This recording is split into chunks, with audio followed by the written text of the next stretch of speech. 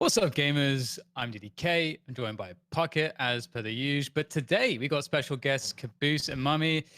mummAy, say hello. Hello, guys. How's everyone doing today? I'm good. I'm good. We're all good. We're hype. Kaboose, how you course. doing, man? Doing great, man. Can't complain. Thanks for having me on the show. Yes, it's definitely our pleasure. I think there's a lot to learn about you guys for the community. I think you're both super interesting dudes, and I can't wait to get to know you a little bit more. Um, Pocket, do you have any burning questions to kick things off in terms of the introduction? I don't know which way to go with this. I just found out that mummAy had experience on the trading floor, so I want to know more about that. And Quake, Caboose is a bit more of an unknown quantity for me. So where should we attack first? I want to start here with Kylo Ren. Like, how do you go from stock trader to dominant in Valorant? Walk me through kind of your career path. You're just 25, but it seems like you've already done a lot. 26, man. 26. Come on. Yeah, man. I always had a knack for computers, like early on, even before gaming. Like I always gamed my whole life. But opportunity presented itself, and I decided to like work for help desk in IT. Kind of supported traders, did that whole thing towards the end of my CS career, and ever since then I've always had a love for gaming, and I stuck to it while I was working and helping traders and supporting people. And then COVID came, I lost my job, and then I latched onto Valorant. That's kind of like the first positive story I've heard of someone losing their job from COVID. Yeah, you actually found time for gaming, dude. It's it's bittersweet. It's bittersweet. I look so pissed off in my frozen screenshot. Don't worry, guys. I'm aware of it. Trying to fix it. I smile most of the time. I promise you. That's your headshot. It's a headshot for your next movie. That's I just failed to clutch headshot right there. Oh man. Well, speaking about like how COVID affected you, mummAy, and kind of impacted your journey to Valorant and being on Envy, Caboose, how did you what happened for you? Like, how did you find your way to Valorant to Envy? What's your origin story, so to say? Yeah, so I was originally, when the game came out, I like hated it. I didn't like it at all. And the only thing that kept me in was one of my friends, Whitmer, hit me up and said there was like an org, like a pretty big org that was trying to assemble a squad. And then he wanted to pick me up for that squad. So I said, okay, I'll play a little bit, I'll see where this game takes me. And eventually that story never really came out because not many people knew about it, but I was actually signed to the T1 Academy team at the very start of the game. Oh, really? Yeah, so I was doing a lot of scrims versus the T1 main team, and I was performing really well, and I kind of just wanted, I wanted more, I wanted to like win events and stuff like that. I wanted to be on the main roster for teams, so eventually FNS and all them, the core of that team, Dapper got bought up by Sentinels. So they needed a fifth player, and they worked things out with T1 Academy, who actually let me go with no buyout or anything like that. So super grateful for those guys.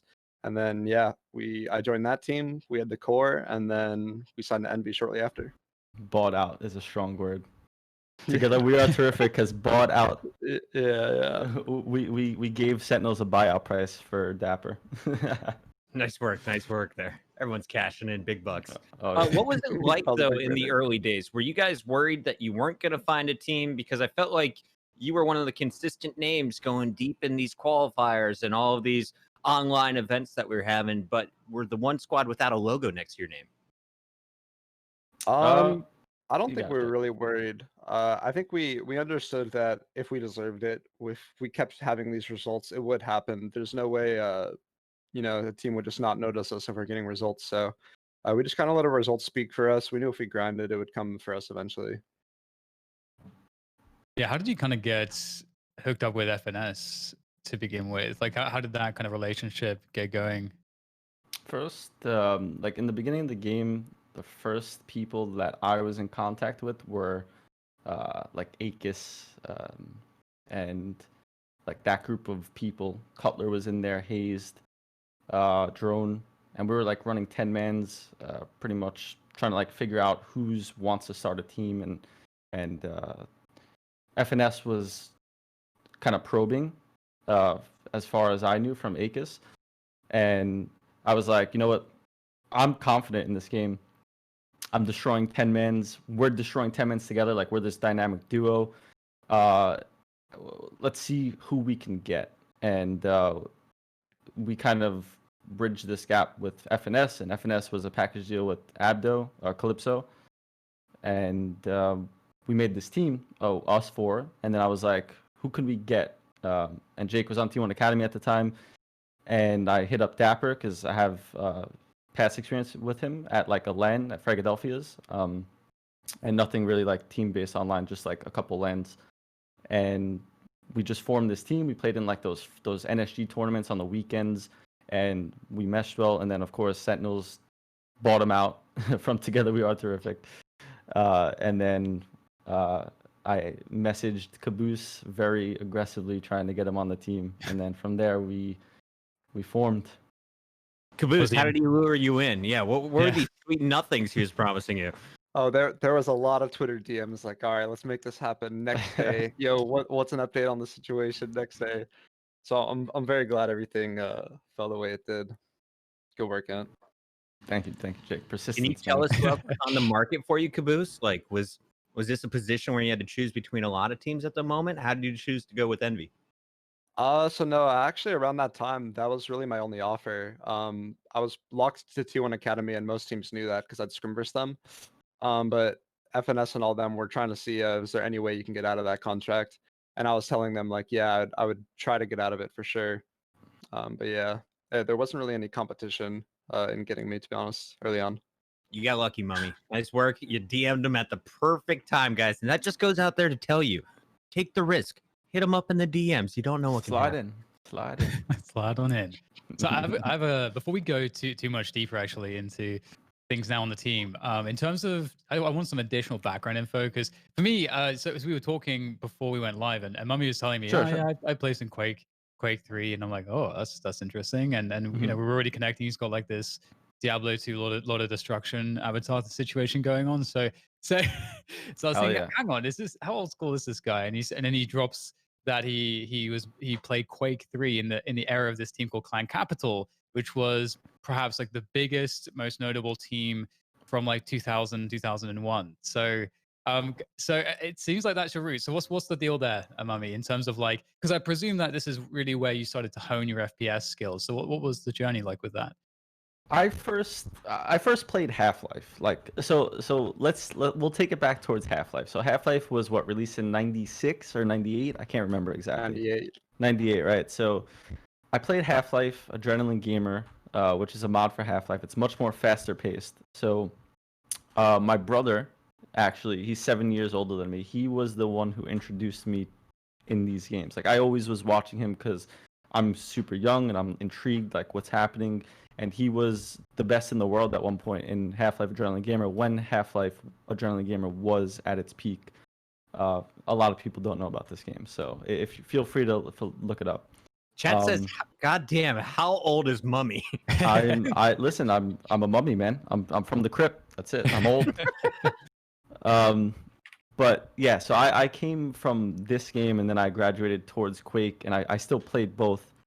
But I've played everything, like every game that was Condition Zero. Like I've played World of Warcraft, Darkfall, everything that was competitive when it was at its peak. You know, I've played and I've delved into, and I've competed at some level in it. So I'm always competitive in that sense in those games. I played TF2 for the guys in chat. Yes, I played TF2 professionally when I was 12 for the first time. That was my first professional, like first professional game that I was able to say like I'm a professional in.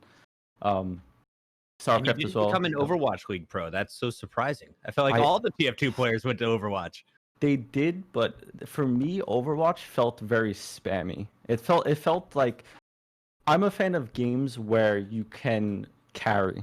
I like to be able to say like, I'm the person that can carry, and that's just my roots. You know, from Quake. Yep. If you play Quake and you're in a duel game, you're trying to control the map. You're trying to kind of like chip away at this one person that's dominant. You know, you're trying to really dominate, and like that's my mindset. You know, I want to dominate. That's why I want to dominate people. And even in Half-Life, it's very fast-paced, very aim-heavy. When I was playing Half-Life, I was really young, and I didn't like to play too much into strategy. I was more aim-heavy. I was more like, let me get in your face and brawl and like hit really nice shots and just win the round based off that. And as I grew up and I played more Counter-Strike, I learned more about strategy and I learned more about taking my time and using aim towards my advantage because I had that strong point, but also applying the strategical aspect towards it. And that's where I kind of fell in love with Counter-Strike. And it was around CSGO is when I really strived to dominate. Half-Life is the mod that Counter-Strike 1.6 was created off of, so that's why I kind of I played 1.6 and all that stuff, but I never really competed in it. My brother played like Cal Main for Fear Factor with Steno. I don't know if you guys know who Steno is. Of course, you probably know Steno is DDK and Term, but my roots are just from aggressive aim-heavy games and playing Quake at a young age and playing Half-Life at this young age kind of taught me that I need to dominate.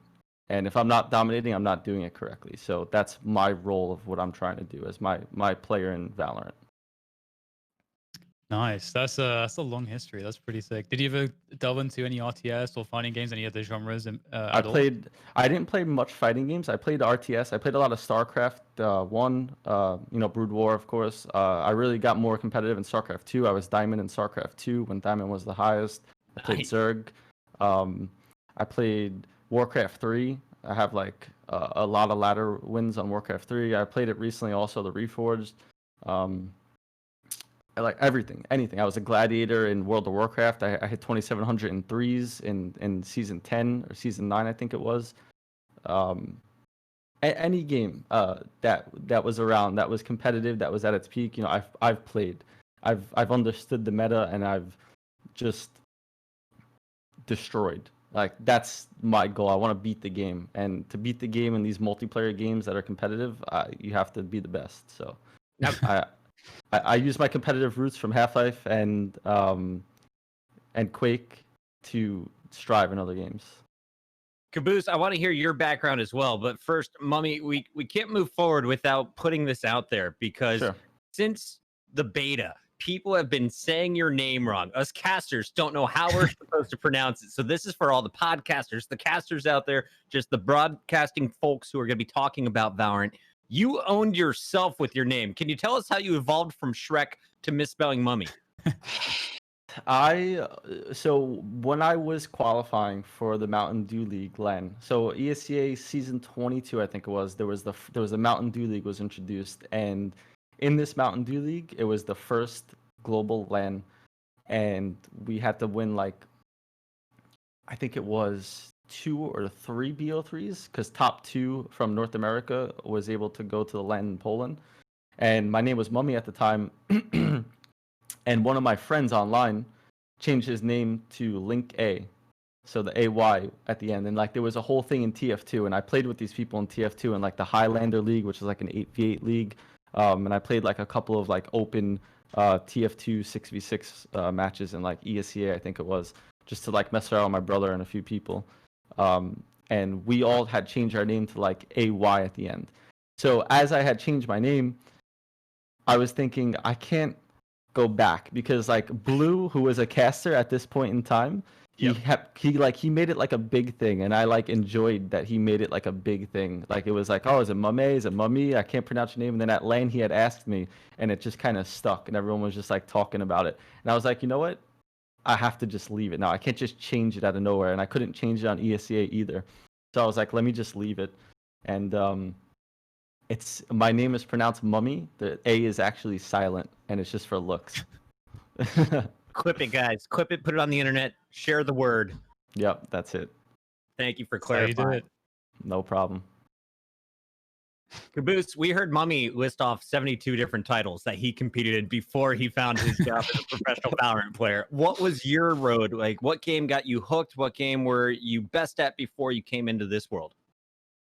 Yeah, so going back, I started gaming pretty young as well. I started gaming in 2003, so I was just 3 years old. I actually have a funny video of me playing like Counter-Strike on my YouTube channel. I was just like a little kid. So my big brother got me into Counter-Strike and World of Warcraft originally. To this day, those games like I still play.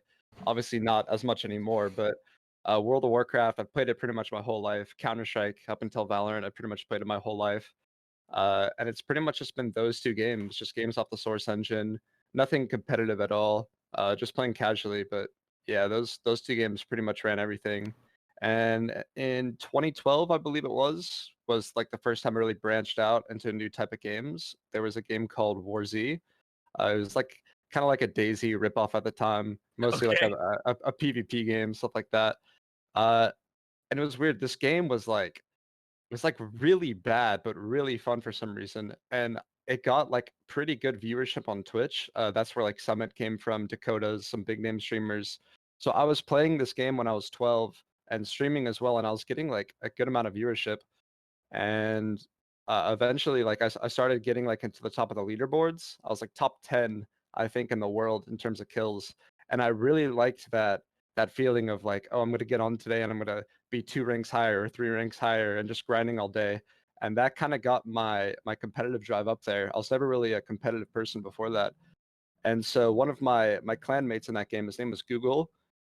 He knew I played Counter Strike, just casually, stuff like that. I didn't even know like a competitive scene existed at this time. He told me about this platform called ESEA, where you can play like leagues and tournaments and just pugs versus better players. And so I started playing those, and I was terrible. Like I was so bad at Counter Strike. I don't know what changed, but I just loved to compete. I kept playing.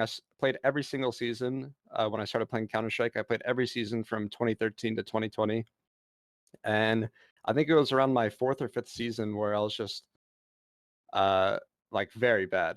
I don't know what changed, but on that fifth season, like I played really well, like almost double the stats I was getting.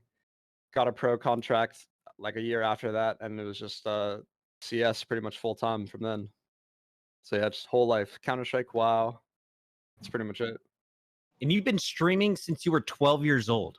Yeah. Like 8 years of streaming. This is kind of insane to me. So, are you still streaming on a regular basis? Did you stop streaming in the middle of Counter Strike to hide strats, or did you just do this on a regular basis this whole time? So War Z was definitely the only time I'd be considered a full-time streamer. I was actually putting up some crazy numbers back then. I was consistently doing like 10 hours a day with a 24-hour stream at least once a week, and then a 36-hour stream around once a month. So I was definitely deady on the stream grind in War Z. And then in Counter-Strike, I didn't have the best PC. I couldn't really stream that game, so I kind of just fell out of it. I'd rather just play Counter-Strike than stream War Z. And then same thing in Valorant. I'm upgrading my PC soon, but at the moment I can't really stream and play ranked games. My FPS gets too low, especially when like a bunch of abilities are flying out, that it kind of just impacts my performance too much. So I was definitely a full-time streamer back then. I would like to stream a lot more now, and I do plan on doing that when I upgrade this PC. I see Corsair behind you on that wall. They make some products. Maybe they can hook you up. Corsair, Yeah, make it yeah. happen. I will definitely reach out. Oh yeah. Oh, there's the video. Young Boost. Yeah, I just managed to Well, find wow, it. Jay. Yeah. You look exactly the same. Oh yeah, 100%. And you were ahead of the meta. I mean, look at the weaponry in hand. Yeah, all I Yeah, just how did knew it was augment them? coming. All the Crosshair all placement. man. CS Got a little Office. bit What of a crosshair what a great placement. map. That is a great map. You got to bring that haircut back too. You're like boy band material at the age of 3. Well done, Kaboose. Well, we're glad you ended up in Valorant, both you and mummAy, and glad you ended up on Envy, one of my favorite orgs. I've been in esports forever, and Hastro and Envy, before they had money, they were always a top competitive team. That's always been the brand goal, is to fight for championships. And I feel like you guys have really proved that you can do that all year long. You were the #1 seed coming into the first strike qualifier. And Dan, we got to kind of talk through some of the big moments in their career. For anyone who doesn't know Envy, this was a team, Together We Are Terrific, gets signed by Envy. And then I felt like as soon as you guys had the brand behind you, your numbers just continued to improve in terms of your rankings. Was that the accurate road, or what was it like, mummAy?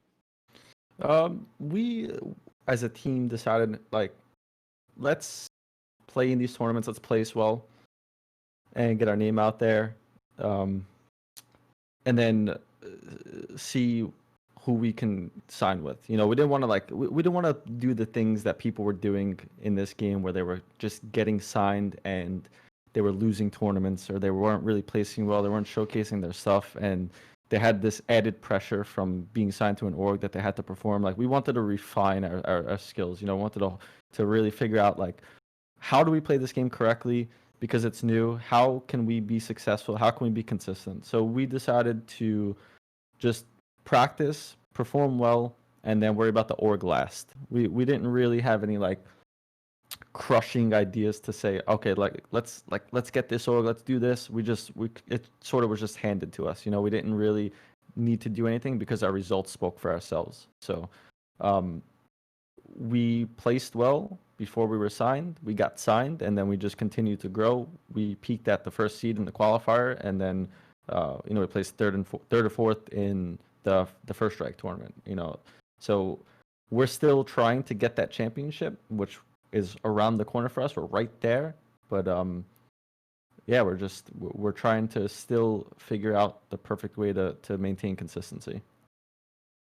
Is it sort of like an inherent part of the game that seems to be a struggle? Because it feels like obviously there's more variance in this game. Like, there's less information on the teams that you might be playing against in any given matchup. There's less rounds to play. So from a fundamentals perspective, if you have better fundamentals, it may not be as impactful because it's just less rounds. And then on top of that, you know, every team is a little bit different in how they set things up. So it seems like this game, in theory, it should be very difficult to find that consistency. And like, one of the questions I've asked some people, professionals, is, do you think that that's going to impact the ability for any given team to have an error? Because there is definitely, I think, a good quality for narratives, and just you know, to have a team that just has evolved the game to a point like let's say Astralis did, where they get to have an error. And you know, if you look at all the teams that had previous errors previous to them, it was always this new generation of how to play the game. But in this game, it feels like that's all. I don't know if that's going to happen. Yeah. This game is very interesting in the sense that there's an abundance of information. Like, there is so much stuff happening around the map, and in this game, every player on the team needs to understand how to translate that information, and that's kind of where you can find some sort of consistency by how you react to this information that you're getting. But overall, the other team can mask that information. You know, like, they can like give you this information, but they can also like do so many other options off the information you're getting. So to find that consistency is definitely tough because of that aspect of the game. But I think you can it hasn't been found yet, but I think there's a way where you can find consistency in this game by playing a certain way. Like, in my eyes right now, I feel like the game is split up into two different ways. There's teams that are pop teams, and then there's teams that are default teams. And the way that the pop teams play on their attacking side is that they're trying to overrun, and map control isn't their main aspect. You know, they don't really care much about map control. They just want to overrun the site and get as many kills as possible and play like a post plant. And then there's a default team where they're trying to attain map control. They're trying to stay alive, get information, and figure out where their pivot is. So these two types of teams are colliding, and there's no really set way of how to play right now. I think with time, the Counter-Strike background players, the high-level Counter-Strike players, will be able to figure this out, and we'll be able to refine our strategy more. But right now, the game is still very early. It's in its very like infant stages right now. So I'm just excited for the path. Like, I enjoyed the game as people figure more things out, and as people are trying to understand how to find this consistency. And then we have this new aspect of agents and abilities and maps with 8 angles like Icebox. You know, there's a lot happening in this game. So I think in order for a team to really find consistency, you have to really think outside the box. You know, no pun intended to what Icebox says on the walls, but you have to really apply things from every element, you know, of every game, and I think you can figure out how to find that consistency or figure out a strategy for that. There's one thing that's really interesting about this game. There's one huge question that I've been thinking about a lot, and I'm really curious about everybody's thoughts on this. Going off of what the kind of the thread that we're talking about, just finding consistency, the way the game plays now, there is this element that would change everything that could happen, which is if Riot decided to change the system to a draft-based system, you wouldn't be able to prepare as heavily. So that element that teams can hide a lot of stuff and can kind of hit you with maybe some gimmicks that you haven't seen before, that would be less impactful. And what would be more impactful is having players, as you said, that can read the game very well and have a very good understanding of how to execute the fundamentals really well. And team chemistry would be even more important in that sense too. So there's this element where you wouldn't be necessarily able to be as innovative per se and as tactical, because you can't just prepare your way out of everything. Right. Would the game be better going down the route of drafting in that sense, or would it be better to be how it is now, where you have maybe your roster is actually defined in some senses, the players that you choose to be on your roster because of how the meta is, and that's like a very important aspect to it, that you need to have players on your roster that can actually match where the meta is and so on. So what do you think about these two ideas? Because this is a fork in the road, like as far as I see it. There's a lot of speculation that the game may go this way, but there's no guarantee. But what would be better, do you think, for the game?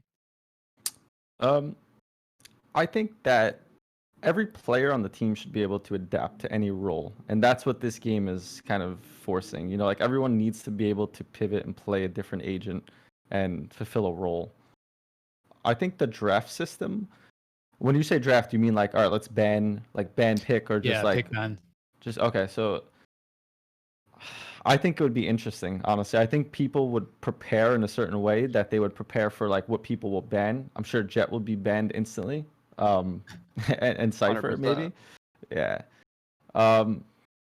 It's a tough question because it would kind of defy all logic of like how Counter-Strike was played. Like it would introduce a different type of game, just based off that system alone.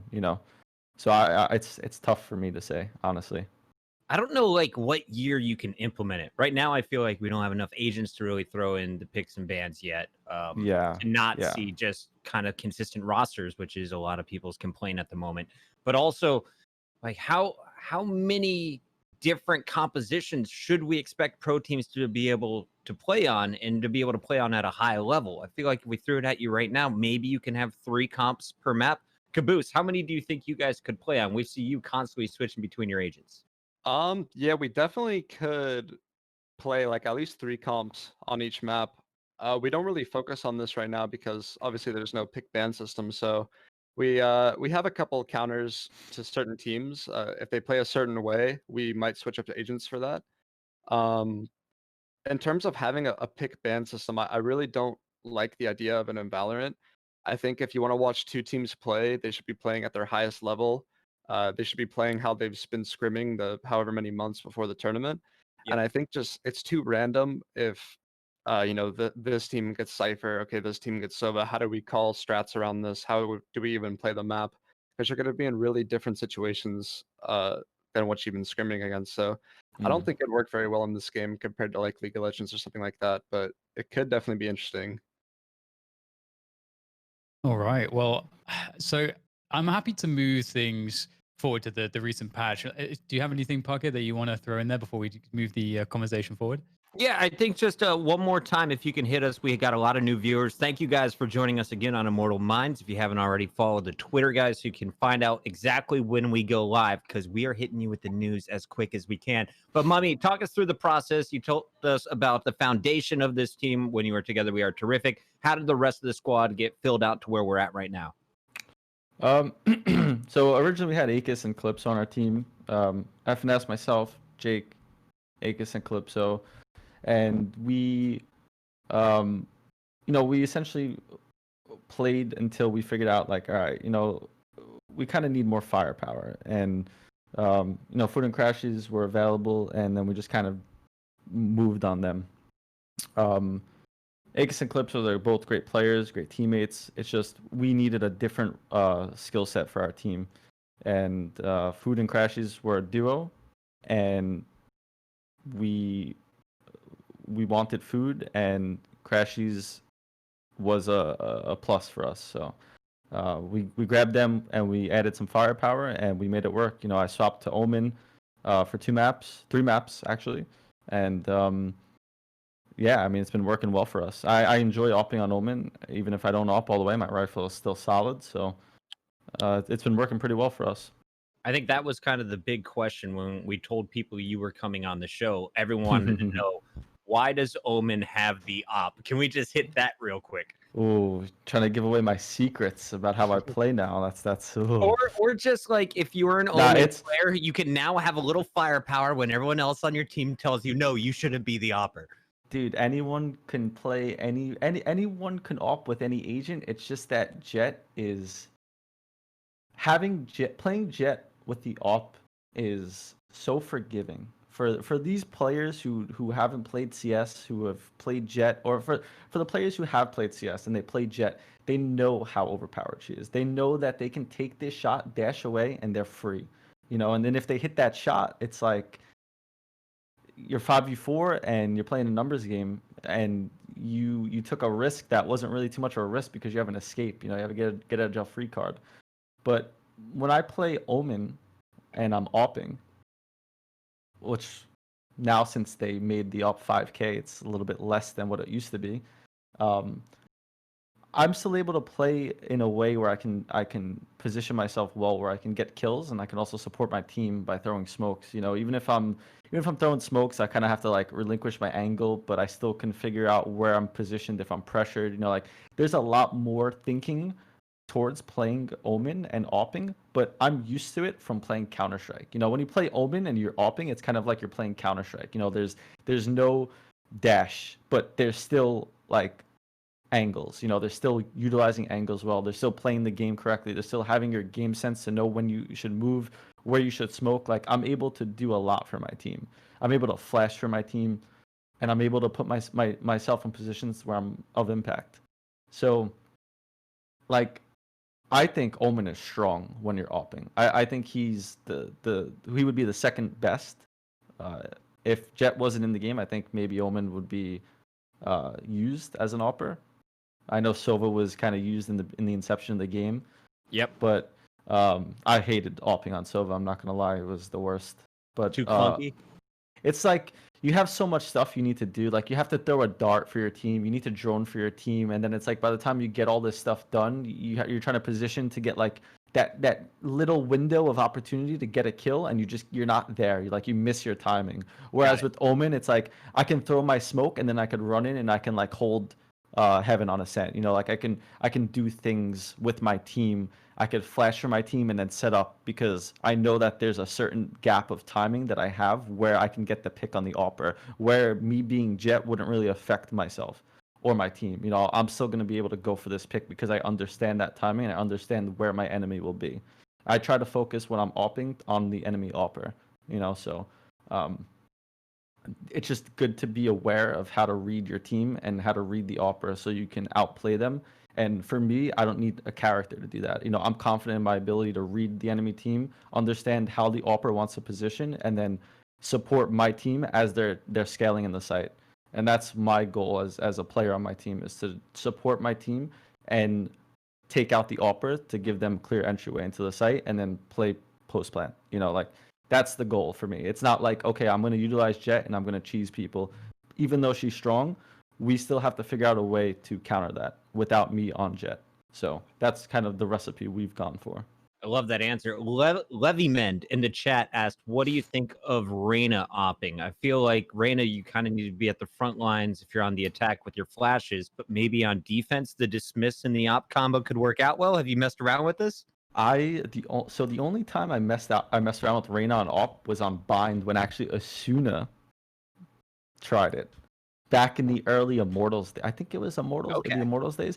Asuna actually played as Reyna and he opped and he dismissed, and then I was like, oh man, Reyna and opping, that could be cool with the dismiss, but it seems it seems too early for that. Like it seems kind of like it's too clunky in the sense like it worked well in the beginning of the game because you're able to take like these aggressive angles in dismiss and take another angle, dismiss, take another angle. But like right now, people understand like where these angles are. So you're going to get punished much easier than expected. So I don't think she's really that great right now because people understand the angles she can dismiss to, and there's just not enough time. You know, like if you're getting an AWP kill, dismissing, getting another AWP kill, then your team is not scaling properly, or there's just the utility usage was horrible. Right. Because that should never happen. Well, one thing I want to know about actually is like whilst we're talking about some of these duelists, Kaboose, you know, when we spoke to some of the European guys on the show, people like Scream, you know, I think it was Scream actually that was kind of like, I don't understand how NA makes Phoenix work. Like Phoenix is trash. You know, at least in EU, that's kind of how they looked at Phoenix, and they're kind of confused when they look at how you guys are all playing Phoenix. So what do you think it is, given how much Phoenix you play, that allows you to make Phoenix look so good? Is there something that we don't know about, or is that, you know, what are you thinking when you're playing Phoenix? Yeah, so it's actually really weird to me that the Europeans don't like Phoenix because he's not just like a, you know, brainless go get kills character. You could run on your defense a lot of setups off your Phoenix. You know, you can have Killjoy turrets or like Cypher cams taking contact for pop flashes. You could retake a lot of map control. So he's really strong. And then on your offensive side, you know, he's great for your executes. He's really good flashes for being the first guy in. He has mollies for post plants, walls to heal. I think he's just an incredible agent. I think he's definitely better than Reyna. I think his utility is much more consistent. You know, with at the high level, you can't really get a kill and then fully heal with Reyna that often because there's gonna be another guy there, or they just have the right spacing to trade you. So Phoenix, you can always guarantee you heal yourself with the wall and the molly. You always have good late round pressure. You always have good early round pressure. I think he's really underrated in Europe. I think they can definitely use him and upgrade some of their comps for sure. Yeah, I feel like that's you made a lot of really good points there, and it is interesting actually because with Phoenix, obviously you're expecting to be getting some kills because he's just in a position to be that first person in a lot of the time. But is there ever like a battle over who's going to be picking up the ult orbs? Because as you were saying, like, you know, I look at some teams like, for example, let's say TSM with Drone on Phoenix, you know, Drone and the setups that they have aggressively on the defense, like you were saying, it feels like there's such a strong argument to give Phoenix the like ult orb farms, like farming rights, as it were. Is that something that's like a battle on some comps? Is that something you're thinking about when you're putting Phoenix into a comp? Is like, can we give him the orbs to get the most run it backs possible? Yeah, so that's actually kind of the way we play. Me being on the duelist roles, if we're ever in like secured rounds where they're on eco, we like have SMGs and stuff like that. There's like 3 of them alive. If it's a pretty secure round, I'll just go hunting for those orbs. I think it's important to get your duelists as much orbs as you can. I think in a great game for Phoenix, you can get like 4 ults a half or something like that if you're really on top of the orbs and having a good game. So I think especially on an agent like Phoenix, where he probably has the second best, maybe the best ult in the game behind Jet Knives, I think it's super important to get this ult as many times as you can per half. It's just gonna have huge impact for you if you pop it in like a retake and get a nice entry and create space for your team. So yeah, I think you definitely want to prioritize giving your duelists the ult orbs, giving them the diffuses.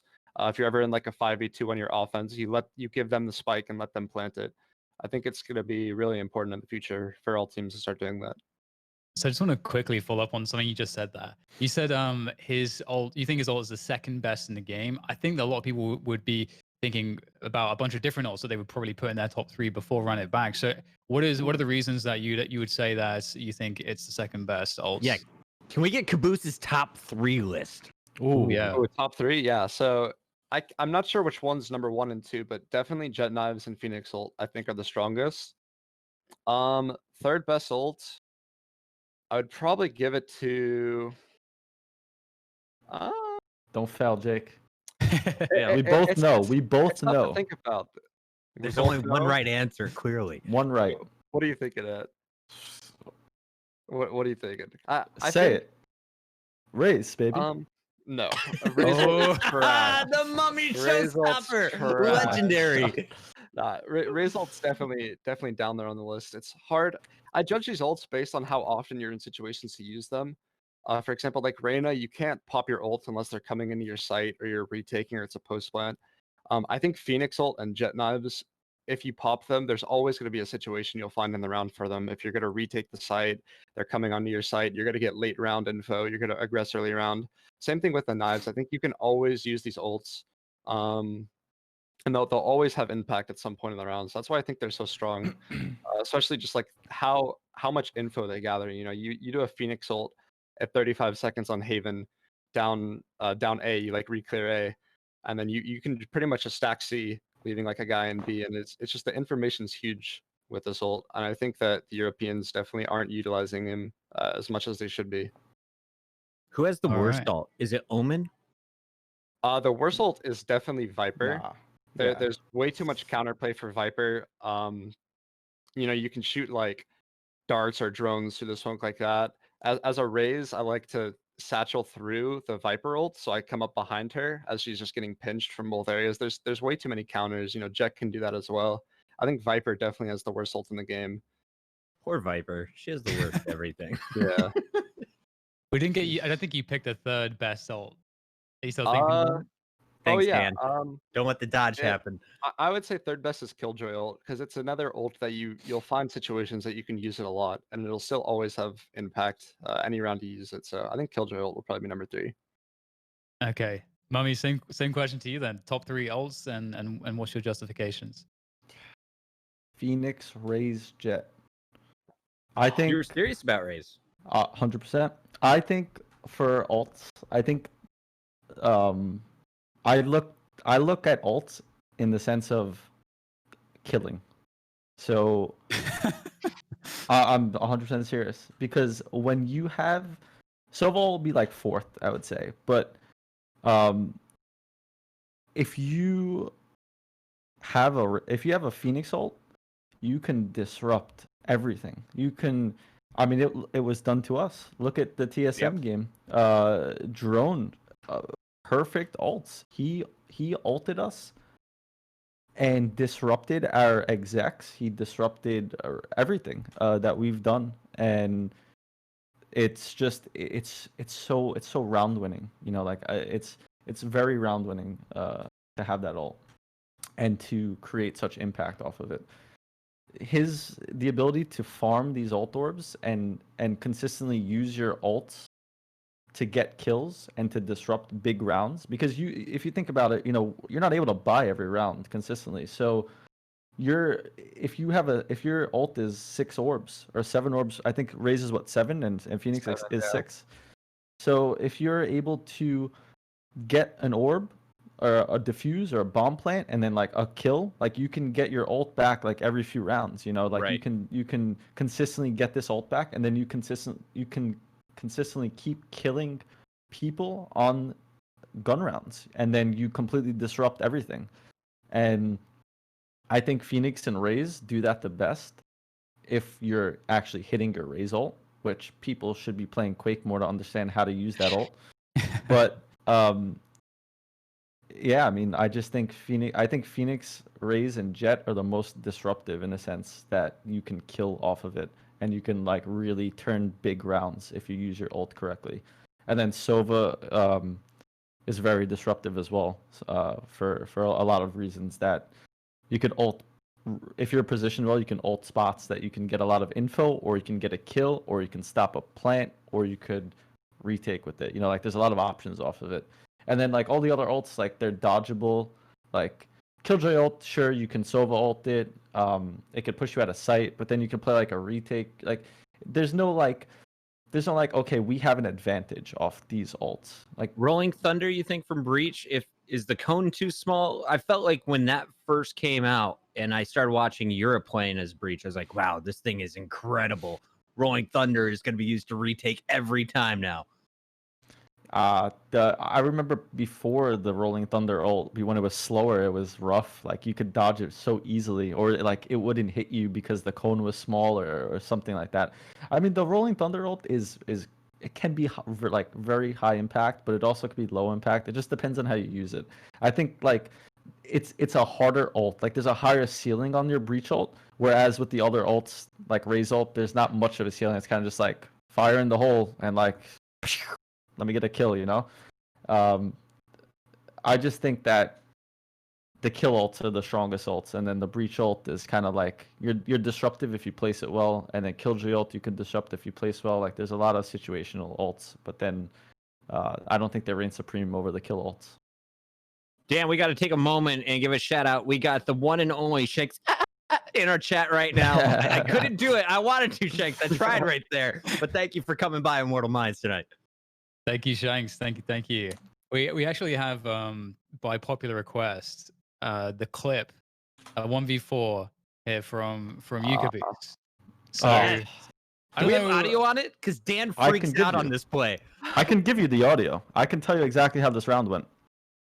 Okay, I want mummAy's audio. So this is what happened. Jake is sitting behind the site, and we're like all calming, like trying to figure out what's happening.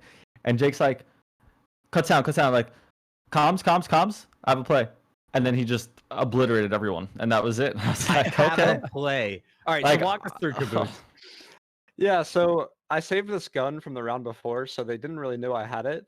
And then at C, I normally am an A player, so they didn't expect me to be C here. I wasn't spotted at any point in the round. So we had like a little bit of a garage stack that they got taken out. And now they're kind of like pretty careless running up C because they got 2 kills. So having like the timing, I knew when to throw that flash. And it's actually interesting. Like when I got the first kill, it like kind of felt slow motion to me. Like I just felt like I'm about to like wipe their whole team out. Like after I got the first kill, I kind of like felt like I was just gonna destroy everyone. And just the shots hit, the flash timing was good, and just the positioning to be there in that certain round with the saved gun, them not spotting me at all was actually huge. I think earlier on in the clip, I'm not sure when it starts, you can actually see me choose not to take a fight and actually tuck around that left side of default box just to keep my position hidden. And yeah, it's good positioning, and then the shots popped off, good timing on the flash. It's kind of like a perfect scenario, honestly, for a round like that. Yeah, you're experiencing the flow states. Yes. Speaking of which, so I have a question for you guys. In terms of obviously playing at the top level, you want to try to be as consistent as possible in hitting that peak of your performance, of the range of your performance. So is there anything that you guys have that you do that helps you to do that? Like just to throw it out for as an example, I discovered for myself that although I love to like pump myself up before playing matches, it's actually the worst thing for me to do because I actually need to be very calm and actually chill to get in the right state of minds to perform very well and consistently. Well, what kind of characteristics are there for you guys when you're like trying to like get those optimal performances out of yourself? What are you guys doing for that? You got it. I wash my hands. I'm not even joking. I wash my hands. I got the whole team on the hand wash. I got the whole team on the hand wash. We talking hot water, cold water? So what you want to do here? is, so this is the strategy. You put them both on at the same time. Okay. You get them a little wet. You get a spritz of the soap. You make it a little hotter, and then you give them a nice wash. You lightly dry. You leave them a little moist when you get back to the computer. Just a little moist for grip, exactly. You know, because your hands change when it's a little moist. And then you get there, they dry up as you join the game, and that's it. You're ready to roll. Your grip is pristine. Between each map. Between each map, yeah. It has to be between each map, and it has to be a match. If it's a scrim, you really want to win. But it's a match. I like this. I've actually heard this from quite a few people, and actually, like, it makes a lot of sense because, man, sweaty hands don't grip well, man. Hell no, man. So it makes sense. Makes sense. Fun fact, a doctor went through my armpits, cut a bunch of nervous system cords, and now I can't sweat out of my hands anymore. Thank you. I got dry hands. You never have to wash them, mummy. I haven't done it all of COVID. Oh, man, dude. You are spreading things. I'm just kidding. Dude, I've heard so many people who would have taken that seriously, would have looked into that. They'd be Googling. Oh, I actually did have the surgery, though. Yeah, you guys can get that taken care of for hyperhidrosis, but we wash occasionally. Nice. Well, with that said, do you guys want to talk a little bit about the patch here? So we had a patch 1.14 very recently. Biggest thing was the icebox changes, and also Sage was altered a little bit. And we did see in Europe in particular, Sage on Lowell of Heretics finding immense success with her kit. And even though she's been nerfed so many times, what are you guys thinking about Sage? What do you think about Icebox? Give me the deets. Yeah, is she a buff right now, by the way, guys? So you can't place the barrier orb before the round starts. But once fortified, barrier no longer loses health except right at the very end. Seconds before it goes away, it deteriorates. Yeah, so I think, first of all, I think Sage to begin with, before all the nerfs, I think she was a totally fine agent. So I actually don't like that they keep still changing things about her. I think before the wall would spawn with low HP, I think she was perfect the way she is. But as she is right now, you can definitely play with her. I would say Split is the easiest map to play with her. You have a lot of synergy in Be Heaven with Raze and your slow orbs. You can like do slow nades. The only thing you would really need to change on your playstyle is just walling off mid late so you can rotate to ropes. And if you have this wall up with a new change, it's not going to deteriorate over time. It's going to make it really tricky for lurks to try to get past that wall and flank ropes. Right. So I think Sage can definitely still be ran. I don't know if she's as good as the other meta agents you can play, like Breach, for example, on Split. I think is the agent you'd switch her out with. Yeah. But yeah, I think she's definitely playable, but she's not meta, and I don't think many pro teams will be running her because there's just better options at this point. Yeah, That's agreed. interesting. Yeah. I mean, one thing I've noticed as well, you guys talked about the fact that, and I think we'll go into this in a moment, actually. In fact, I might just save it because you guys talked about like the pop versus default types of teams. So I want to get into that discussion. So I'm going to save that for now, actually. I want to know what you think about Icebox as a map and kind of get that discussion going properly, because they did change a lot in terms, I think we can scroll down there. You can see some of the changes there. And like, is this helpful? Would you Will not want to Immortal do something still else? go to the A site 12 rounds in a row against you? Me personally, I really like the changes, especially Yeah. this A change. Like this duel up top was like definitely the most awkward one on the map. And then It sucked. they even got rid of the annoying double yellow stack on B, which was like a really annoying fight. Like it's too much verticality, it's too much flicking. Right. So they definitely cleaned up the map a bit. It's not a map I hate anymore. It's not my favorite map. I'd put it like in the middle. I think it's pretty fun to play. I would just mess around with the B site a little bit and the kitchen area. Right now, B site seems like there's just way too many angles, not enough utility to cover all these angles. And then the mid kitchen area, if you're on the attacking side, it kind of feels like a death trap to just walk off that tube. Like the angles are very defender sided up there, so there's not really much point to go there. And I think they can make some changes there into the B site to make the map one of the best. Dan, for anyone who's listening to this on podcast, we should probably describe what we're seeing on camera here. So let's talk first about the A site and the changes they made with the verticality. Yeah. So actually, this is something I want to get actually from mummAy and Kaboose. What do you guys call the area that was changed? Because we've got belts, we've got all kinds of different calls that I've heard, but what do you guys use? Up top. Yeah, Up, top. exactly. This change was good. There was too much going on. I mean, if you played this map and you understand the timing of this area, like just it's so weird. Like you could be on the left, you could be in the tube, you can be at pipes, you can be down low like by the jump up angle. Like you can do so much stuff, and you're just like you're at a crossroads. It's like, do I spend utility to know if they are aggressing? Do I like play slow? Like how do I know where they are here? So this change is good because from me playing this map as Omen, I can control this area more. Like as a controller, like I can control this area with more success than before the change. So now we have a definition of ramp. We have a ramp on A right now. Right. We have a ramp on A, and then we have lower, and then we have pipes.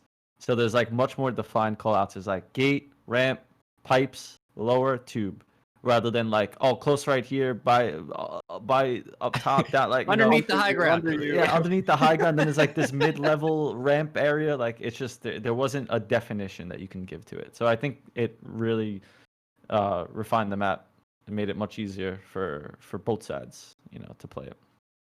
And for as Puckett mentioned those on the podcast, it's kind of the belts area behind the nest, and it's something we also saw the change around yellow on the B side. There's less verticality there. So one quick note on the A side and whether you guys expect this to change as the map gets played more is Immortals did go to a every single round of their attack, just like Puckett stated in their matchup against you. And I like one of the theories I had behind them doing this is it's just this. I imagine there's just a lot of variance there. So especially if you're playing against a team that's definitely better than you, especially in the default type of game in the mid rounds, it seems like such a like just the obvious answer that they would want to do that. You can just go in there. There's a lot of variance. They remove some of the advantages that you as Envy have as a better team in some of those capacities by just taking out the mid round from the game and just loving that variance. Top team. Is that yeah? Is that something that's going to be made a little bit less abusive? In this with these new changes, because as you say, you feel like you can control things on Icebox a little bit more, especially on that A site. Yeah. I mean, I think that for me at least, as an opera on this site, I feel like I can control this a lot better, and I feel like there's more like a streamlined aggro play that you can do off this, and removing that box in that clip right there, like I don't know what that little toy truck is that they have changed to, but it made that area like a lot easier to take, because before you would have to really like throw a dart back there and like kind of clear so much stuff, and then there's just so many angles on it that you can be in, which made everything tough. But from a defender perspective, I think that if you try to go A every round with this new change, I think it's going to be a lot harder, because there's birds coming at you, there's drones coming at you from up top, and you can't really do much. But now, like with this change, you can kind of play a little bit more aggressive, knowing that you can cover angles much easier with your team. Yeah, and with that said, Bucket, is there anything else that you have on the sort of changes, the patch discussion, or should we get into first strike? Because we've got about 20 minutes or so or 15 minutes or so before we hit up that AUA. Understood. So real quick, just for anyone who wants to know what else is in the patch notes, on December 15th, you're going to be able to throw snowballs out of your Brimstone Molly launcher, and you're also going to get a chance for discounted guns in the night market, which launches today, December 10th. So check those out if you're interested. Other than that, it looks like Sage got the mini buff, and big changes to Icebox will hopefully make it not just an A site hit every time. And with that said, as Bucket said, in First Strike, that was your first matchup. That was the first game of First Strike, in fact. Envy versus Immortals, and you guys played against all those A hits. We swapped over to the second half, and I think I noted this in the commentary. I said, I said you can immediately tell the difference between Immortals and Envy as a team, because Envy is actually playing a mid round. They're trying to play mid round, and to kind of explain this concept quickly to people, one way to kind of digest tactical FPS, as we know it, Valorant and CS, is you have an early round, you got a mid round, and you got a late round. And in the mid round, the key thing is that there's still time within the mid round where you can have time to get information, you have time to get map control, you have time to kind of work out what's going on, and you have time to then use that information to play it into your advantage. So if you're just playing the early round, let's say you're a pop team like mummAy was describing, you're going to be hitting in those early timings, and you're kind of throwing it all on those early timings, and the round can be won or lost by the advantages gained or lost in that moment. But you're kind of in the dark the most. You can think of it like in poker, where if you're just going to shove all in, and play pre-flop, that's the early round basically. You're not playing against the opponent, the mind games, putting them on a range. You're kind of removing a lot of elements of skill, presumably from the these dynamics. Which, if you're the worst player, that's definitely a strategy that can make sense. It's my power move. So Envy played a mid round. We saw that at Kaboose. In fact, I wanted to ask you about this because a lot of teams didn't really play much of a mid round style. We saw a later matchup with 100 Thieves, and they played mostly a lurk towards mid, but they kept to this kind of heavy pressure towards A mostly, or B, just with that lurk in mid. And that was kind of their mid round strategy. Steel would kind of get info and see what he could do in mid, but often it would end up just being that heavy pressure. I saw that, Kaboose, you would often go on top of the tube to try to get info, to try to understand what the rotations are. And then Finesse, it seemed, would make a call.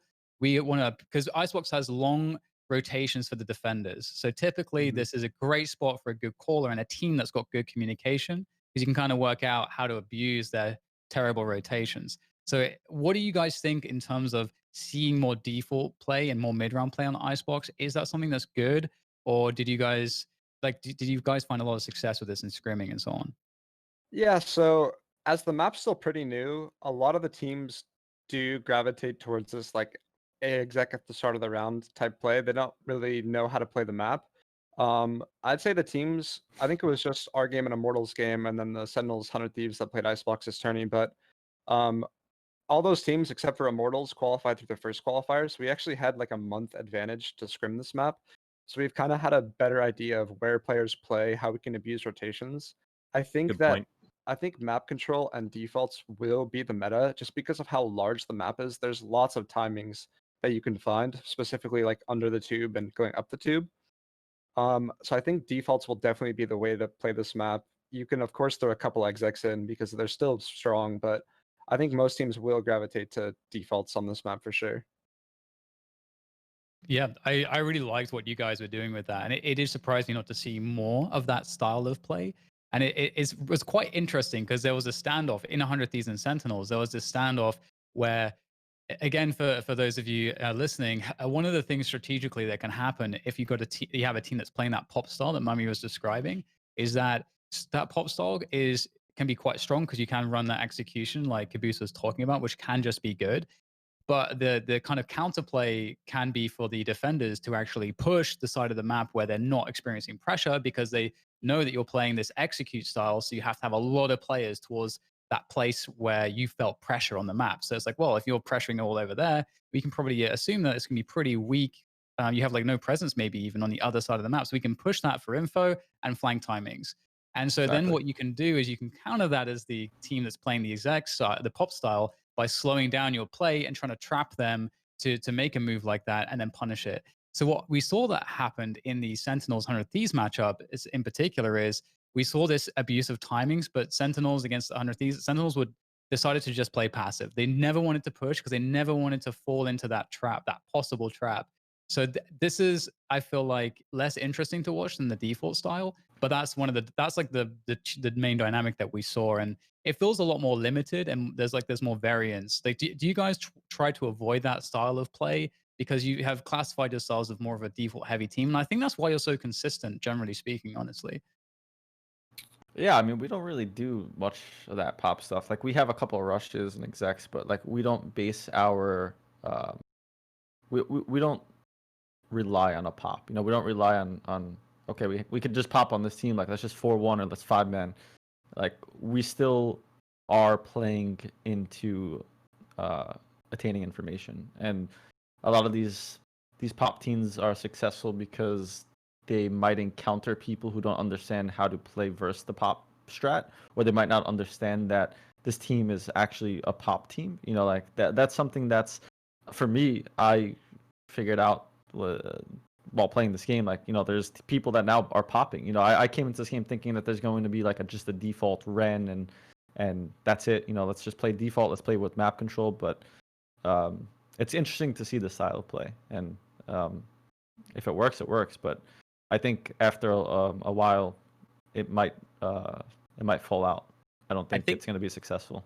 I think we're going to see a lot more triple duelist after seeing that featured in the latest tournament, especially in matchmaking games. So for anyone who is trying to prepare for just matchmaking pop, what do you do to slow them down? I know we talk at a high level all the time, but this is someone that maybe in gold or plat could take away.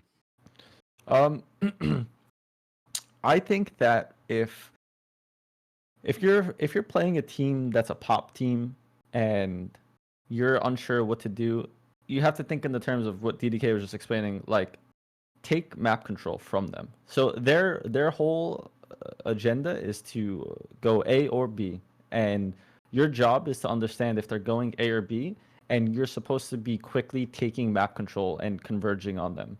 So like, just think of it like, if you look at this map of Icebox in the top left, if you like pull that map up, just think about it in the concept of, look at this whole other side of the B site and look at middle, and then everyone's going towards A. The people on A, you can all defend A, or you can slowly converge onto A and kind of circle them, you know, like get a better advantage. Kind of like if you're playing StarCraft, you know, you want to have the whole angle, like you want to enclose on them. And that's how you have to think about a pop team, is to take the map control from them, take it very fast, and don't give them any breathing room. Understand that they're going to pop, and understand that map control isn't like information on the other side isn't that important, but converging on them and giving them no way out is much more important. So you should be looking to converge and to pick them off one by one as from all angles as you're entering the site for a retake, or if you're holding them, if your site anchors are holding them and you use your utility well and you're fast flanking, you stay alive for the fast flank. Just try to figure out where they're going and understand that you shouldn't be giving them room to play with. Yeah, versus explanation. pop teams, you kind of have like, you kind of know exactly what they're going to do within like the first 15 seconds of the round. If you're taking map control off them, it's going to become really obvious in your games what they're actually trying to do in the round. I feel like as well at a lower level, people try to overcommit themselves to a defense, and they don't understand that you can just play a retake. You can just give stuff up and just play a retake as well. And I think that's like one thing. I think the most underrated skill that I see, or one of the most underrated concepts that I see in matchmaking for the general player, is that is the quality of delaying, or like finding ways to delay and stay alive, as opposed to putting yourself in a spot where you're going to be committed to a fight. And I try to highlight in cast sometimes, because sometimes you'll see like the pro players are so good at delaying and staying alive in spots that it creates this horrendous situation for the attackers where they can't quite gain ground necessarily because they are afraid of a peak, or their next cross to the next position is a bit too long, so it's not super safe.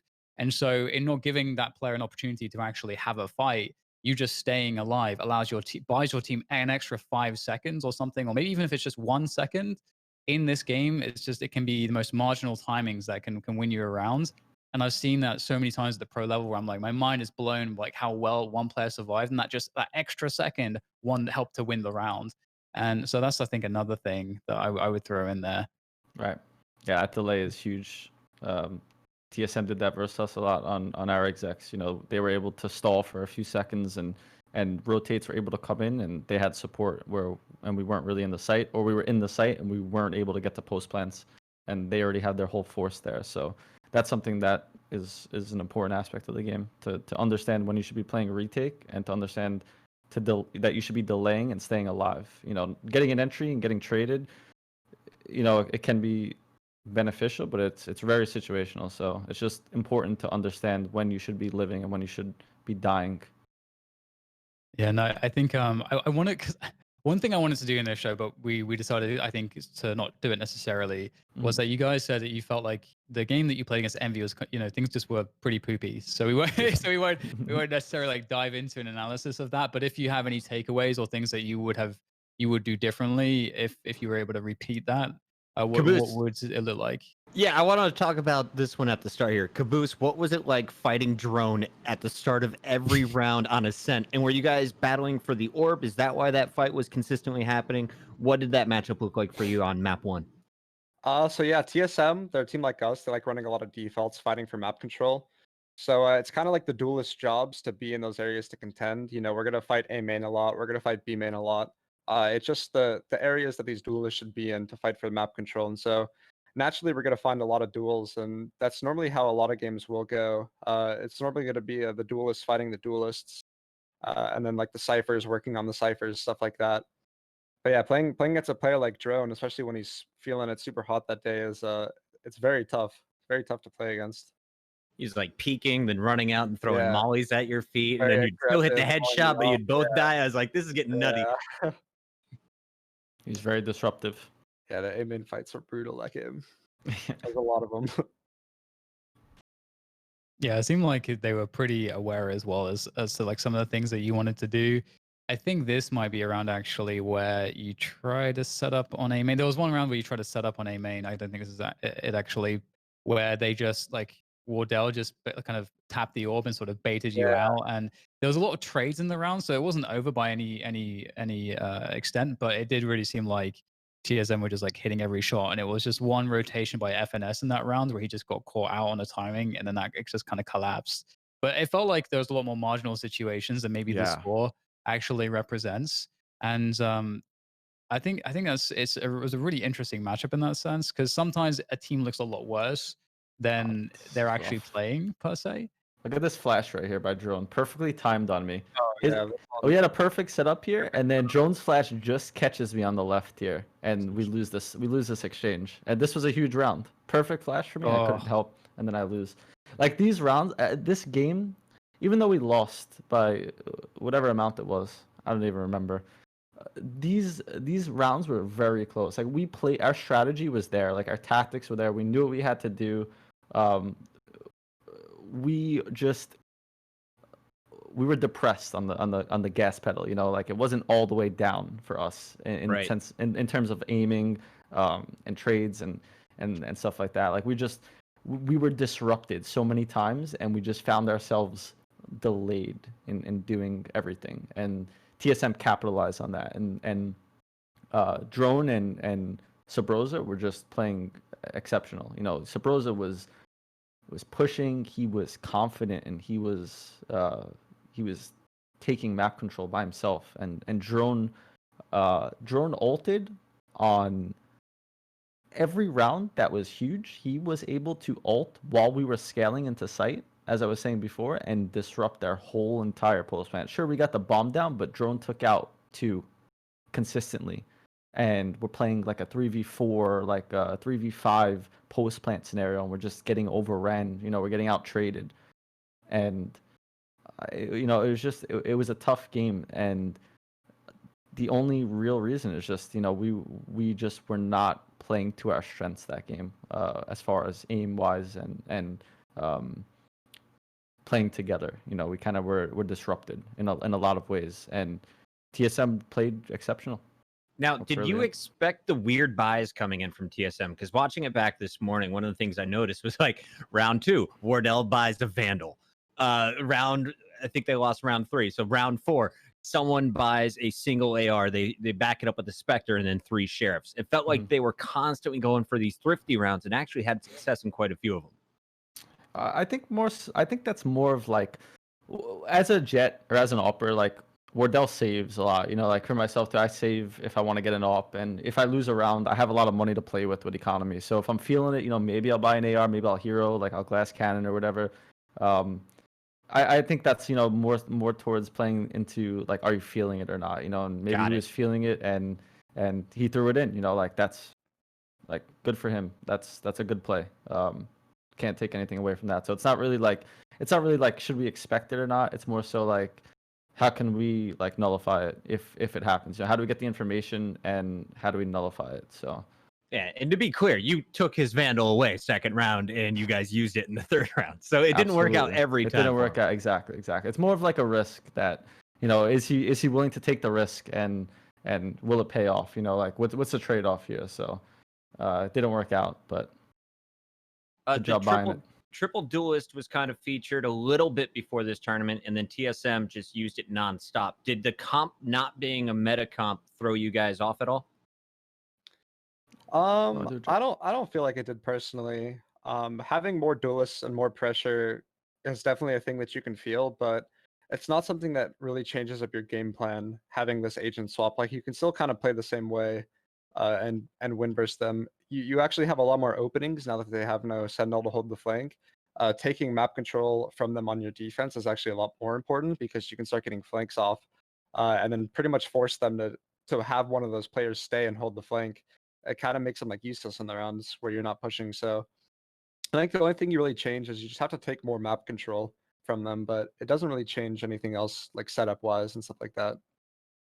Yeah, it's more so like you have a player holding an area as opposed to like a trip or a turret, since they're running triple duelist. Well, I'd love to like keep you guys talking about the game forever, but we only have so much time because you guys have a practice schedule and everything. So I want to give the viewers an opportunity to ask you guys some questions. So we'll move into our Ask Us Anything segment. So guys in the chat, now is your opportunity to get in some questions to mummAy and Kaboose. I've got a few saved up. Can I jump right in? Yeah, okay, so the first question, there's all kinds of roster talk, so feel free to dodge any of these questions. Feel free to dive in as deep as you want to. First one's, how often do you guys watch Europe? Are you familiar with the European scene, mummAy and Kaboose, or is that just left up to the coaches? I don't watch Europe too much. Okay, so we're gonna avoid those conversations, guys. We'll hit that with some of the European players deeper. To be honest, like the reasoning why I don't watch Europe is because the comps are so different and the situations are so different. Like there's good things to take here and there, but I haven't really like delved deep enough to really like apply things to like our meta or our comp.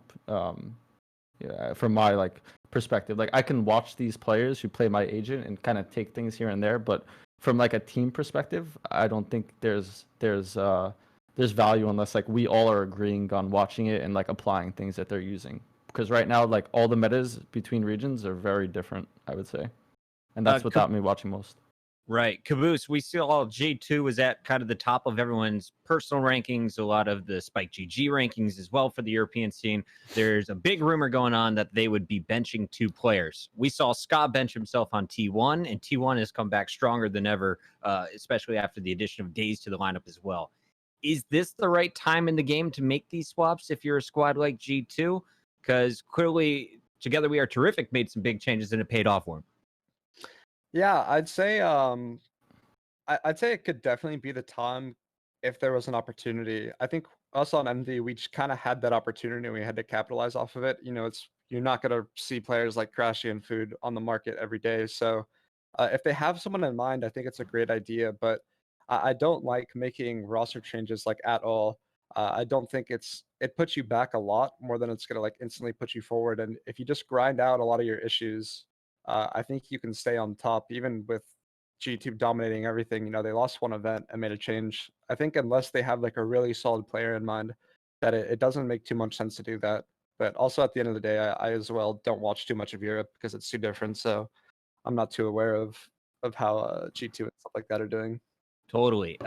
NRG is making some moves. There was a lot of hype around the squad coming into the First Strike qualifiers. Mummy, can you weigh in on your thoughts? Kohler looks like he will be sitting on the pine for the near future. Energy's just trying to find their stride, you know.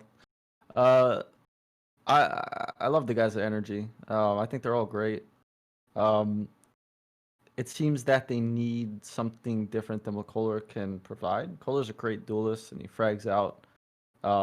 Maybe they're seeking someone who has a little bit more experience under their belt, or they're trying to find someone who can play a little bit more with the team than he does. But I don't really have anything set for them.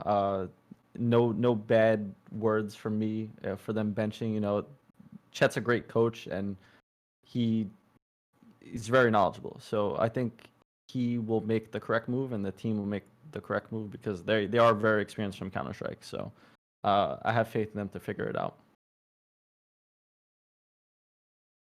You got one, Dan? Actually, I don't. I was just listening. I got Fansillies. Okay, so this next one, Mummy, you're now playing Omen. Vansilli, also one of the commentators, the analyst from First Strike, for anyone who is tuning in for the first time. His question, how would you tweak Brimstone to have him picked more versus Omen? Tweaking Brimstone, I would allow his smokes to reach the same range that Omen smokes can reach. Global smokes? Global smokes as Omen. Omen's not too global. There's areas you can't smoke. It's like 80% though, right? Yeah. It's like 92. I would give it. There we go. 92. Because like when I'm across the map, I'm like, I can't smoke this for you. I have to get in a really dumb spot. But if you're able to smoke the same way Omen's able to smoke, that would assist a lot. I think Omen's kit is good, but I wouldn't want to play, I think Brimstone's kit is good. I just wouldn't want to play Brimstone because I couldn't smoke areas for my team that I can smoke on Omen. So it puts me in like this weird position where like I can't take an extremity. So I have to play towards the middle of the map. So I can't like take a deep line on an extremity and expect like my team to just like I can't just stay by myself and do my own thing as an opera. You know, I have to like be towards the middle and play a little bit more with my team, and that kind of like defeats the purpose as an opera to like take a deep line and hold an area while my other team waits for an exec or they go for an aggro pick. So that's like one thing I would probably change. And then like his molly burns, man, it hurts. So it's pretty good. but the flash might be much better in certain situations than a molly. I would say a flash is better than the molly, honestly, because you have Phoenix molly and other mollies, Killjoy molly, and then his ult is nuts. I think Brimstone has a really good ult also. I would love to play Brimstone. If I actually played Brimstone in the beginning of the game also, but Did you opt with Brimstone? of course I opted everything, man. Pre-op nerf, I had free reign. It was amazing. But yeah, I would say that just make his smokes global like Omens, and then see how it goes. And the stim beacon is like useless, but I don't know what they could do with that. I don't really have that character design mind there. Yeah, Kaboose. If they remove the sounds on the iPad, is that enough to improve Brimstone? I don't think so. I think he needs more smokes. I think only having 3, I think you can give him 4. I think the iPad change wouldn't be too big because Omen smokes actually make a sound as well if you're close enough to hear. Yep. So, and a lot of the times you're popping all of your smokes and you're going. So even though they hear the iPad sound, the execute's got to come like a second later anyway. So it's not like it'll give them an early rotate. I think that he just needs like an extra smoke and something about his stim beacons. Like maybe just completely remove the stim beacons to give him something new, or find some way to buff it. But give him armor, maybe. Stim beacons give armor. Ooh. Yeah, give him a little armor. That could be pretty Could cool. be cool. Maybe like slowly regens, so you have to like stand in it for a couple seconds. So you take an early duel and start shielding up. I don't know, but the stim beacon is terrible. I think his smokes. The only way he'd be meta is if I think his smokes went across the map and maybe he had one more of them, and then something about the stim beacons for sure. Omen's just way too good in every aspect. You know, his smokes are bigger, they reach longer. They regen, so I think Omen's just better in every aspect right now. Yeah, I think that's very fair, and I think that it's definitely represented in the comp choices. I think it's only really Angel in Europe where I was like, this guy's running in first with Brimstone. What's happening here? But otherwise, And most Viper. people- Angel's Yeah, crazy, man. Yeah, he He's is. bird. He's something special. We have a question here from Sphinx number 9. Who are the strongest teams on each map in North America? Do you guys have an internal ranking of this team is the best on Haven or stuff like that? Yeah, let's start with Haven. Best team on Haven. Go, Mummy. Best team on Haven. Whew.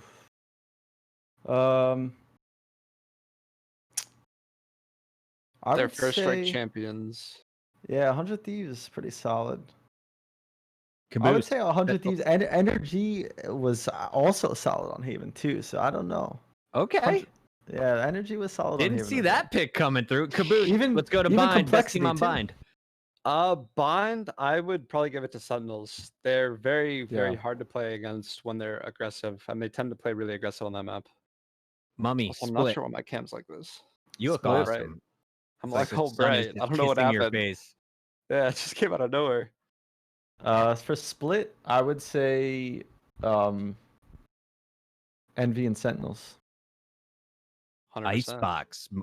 Back to you, Caboose. Icebox. Best team in NA. Ooh, this one's tricky because there haven't been that many matches played on it, but I'd like to think that we're at least top 2.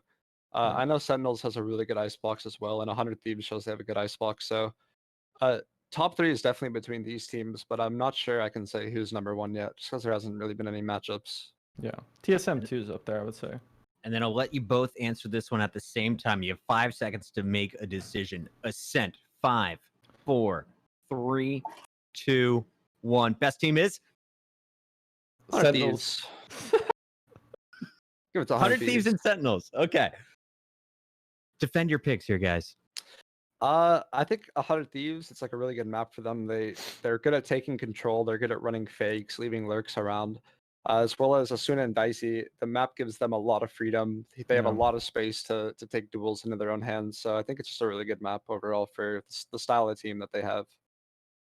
I think for Sentinels, they're strong on there because Shazam likes to go through middle and utilize Jet perfectly. Like he goes through middle, he gets in and out of smokes, he gets picks early on, he disrupts map control for the attackers, and he does that really well. And Sinatra, the OG Odin, you know, he comes in on B site and locks it down. He really disrupts a lot of that map control also.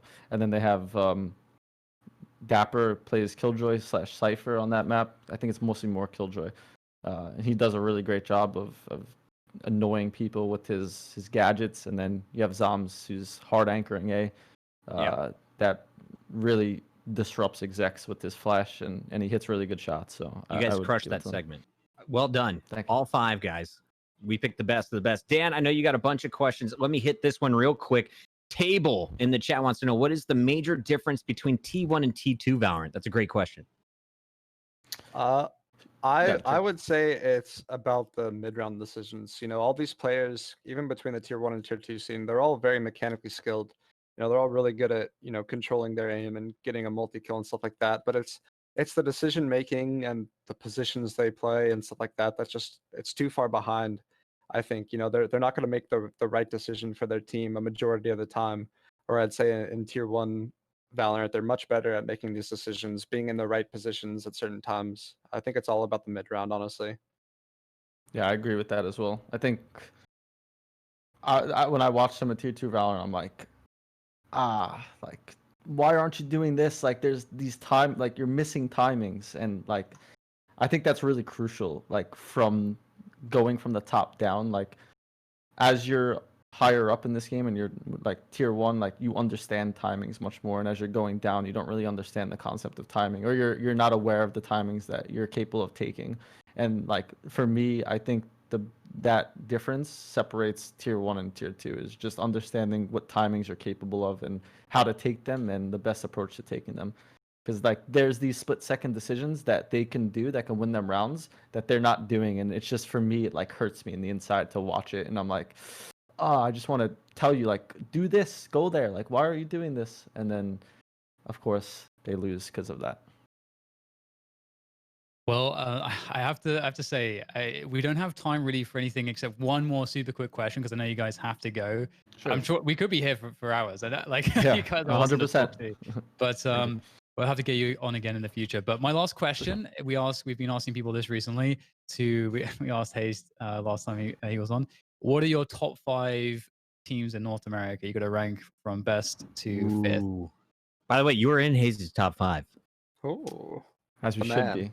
The man himself. James is a great guy. Top 5. You got that first set. You got that. All right, I got it. You want to go from 5 to 1? Is that easier? Give me like 30 seconds to think about this logically. All right, I got it. You got it. Nice. Starting at number 1, I would give it to Sentinels. I think they didn't show what they're capable of that tournament because they haven't been scrimming as much. I still think they're the hardest team to play against. They're the only team that consistently gives us trouble. So yeah, I would put them at number 1. Wow. If we're throwing ourselves in there, I would still put us at number 2. I still think the same thing. We didn't show what we're capable of at First Strike. Right. The teams that we play against, they don't give us as much trouble as they should. So I really feel like we're number 2. Number 3, 100 Thieves for sure. They're a team that seems to progress a lot after each tournament. It kind of looks like us early on, where each tournament we started placing better and better. They're kind of doing the same thing, you know, making massive leaps. They made the final versus us, and then they won the main event. So their improvement and their skill ceiling, it seems like it's still yet to be hit. TSM, I would give number 4. They have a lot of experience, a lot of superstar players that can pretty much beat any team on any day, depending on how on they feel. It's always super hard to play versus these guys. And number 5th, I would give that to Cloud9. I think they have a really good IGL, and I think, you know, they have the best player in the entire game over every region, which is TenZ. It's no matter what, no matter how the game is going, it seems like this guy always is top fragging in the server. So it's always really hard to play against those guys. Oh yeah. Do you agree with all those, Mummy? I would swap TSM and 100 Thieves. I'd put TSM over 100 Thieves. Okay. Even though they won, I still think that if you give TSM another matchup, I think they will beat 100 Thieves. And not taking anything away from 100 Thieves, I just think TSM are a better team overall. And like, these teams in this top 5, like, everyone is so good. Like, all these teams are great, and anyone could beat anyone on any given day. Like, that's what is happening right now. Like, there's a race to see who can consistently be the top. So like, we're all trying to figure that out as these top teams, which is an awesome time, you know, for people to watch. And we've got the JBL tournament coming up this weekend. So do you think we'll get our answers? Should we be weighing into this one deeply, or is this just a one-off online event? You know, it's too early to tell right now. I think like midway through 2021 we'll have some more like solidification on who's consistently at the top, because there's still a lot to happen. Like Icebox is new, Sky is new. True. There's a new agent probably coming around the corner, right, with the new act or whatever.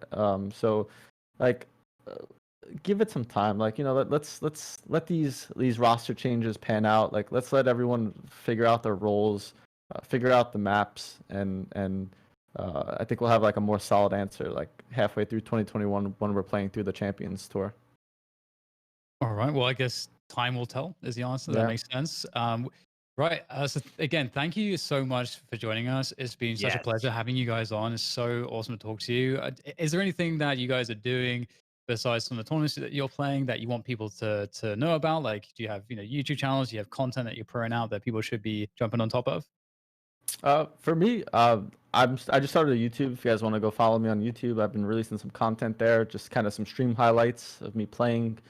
There's a lot with Hiko because we like to play at the same time, I guess.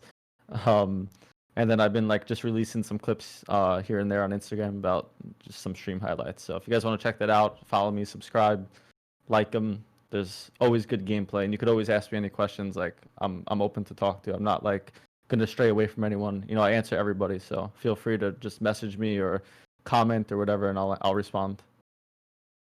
Yeah, Awesome. Same thing for me. I'm doing a lot of streaming on my Twitch, which is twitch.tv/KabooseFoul. Same thing. I try to read every single question. So if you ever have like questions for me, come into my chat for sure. I focus mostly on like aim training during my streams. So if you want some tips on how to, you know, get a more consistent aim, see some new training routines, definitely stop by. I love doing that. I definitely need to do that. Kaboose, when's the next time you're streaming? I'm stopping by. Notebook in hand. It'll probably be a tonight stream. I think tonight will be the night. Awesome, man. Well, thank you both. As Dan said, we've been wanting to talk to you for a while. Congratulations on all of the success recently. I know you didn't go as far as you wanted in First Strike, but you get another shot at it. And we can't wait to watch you guys take the field again. Absolutely. Thanks for having us, guys. Thank you all. Appreciate it. And for everybody else out there still on the stream, we will be rating Shanks. So you know, shout out to Shanks who actually popped by with his viewers. So we're gonna give it straight back. And remember, if you're enjoying this content, make sure to subscribe to all of our channels. Make sure that you're following us on Twitter as well, so you can get updates as to what we're doing. As the schedule, you know, can change, especially around the holiday time, so you don't want to miss out on any content. Also, of course, these shows do go out onto the podcast platforms, so keep an eye on that. And of course, also YouTube is where we upload everything right after the day after that we record. So make sure that you're also following there too. Thanks for your engagement, and check out the Discord if you want to join the community. And with that said, that's all from myself, Pocket mummAy, and Kaboose for today. We'll catch you guys on the next one. Cheers. 30 in the bank.